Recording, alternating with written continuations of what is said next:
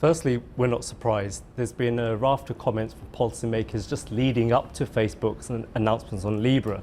And what they've really focused on are two key issues: data privacy and competition.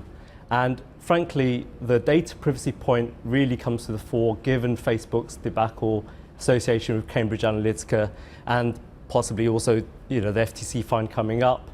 And the Bank of International Settlements in its annual economic report pointed out that the rise of big tech can offer benefits to parts of the population, particularly the unbanked, but can also lead to competition concerns due to the use of network effects and the huge user base that will enable big tech to grow very fast in an ecosystem that really relies on financial stability.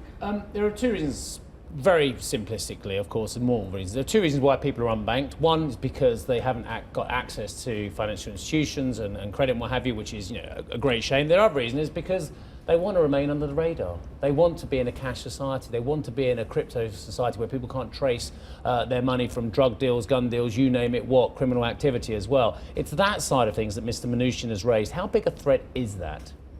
Well, we don't believe Facebook is actually looking to skirt any anti-money laundering rules or to become a fully anonymous currency. From the outset, they've pledged to play ball with all regulations.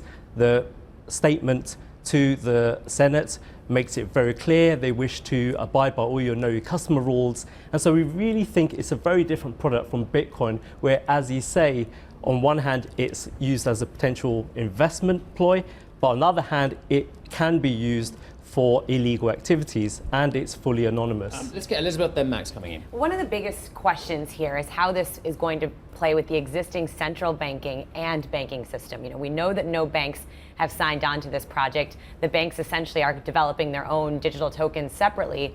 Is this a competition with Facebook? And ultimately, if it comes down to tech versus the banks, who's going to win from an investor perspective? These are really interesting questions. So it's true that there are no banks within the group of 28, although Facebook hopes to increase that to about 100 by the time it launches currency in the second half of 2020.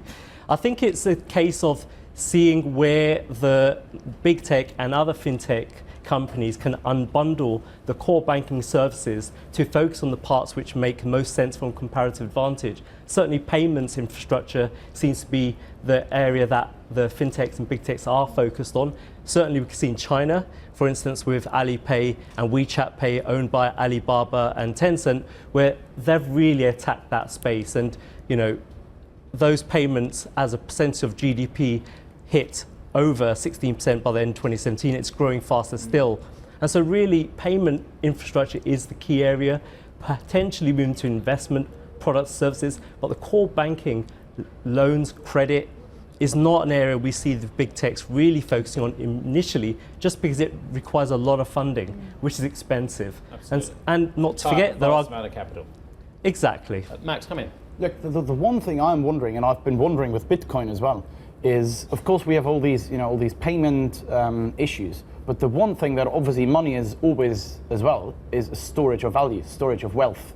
Absolutely. Not only Bitcoin, but also probably Libra. And how can you actually ensure this is a storage of wealth, or that people feel comfortable with storing their wealth in, and let's call it asset class, even though I as an asset class guy have huge difficulties with that. But how can you ensure someone is comfortable to putting your money into something that moves, 10, 15, 20% a day?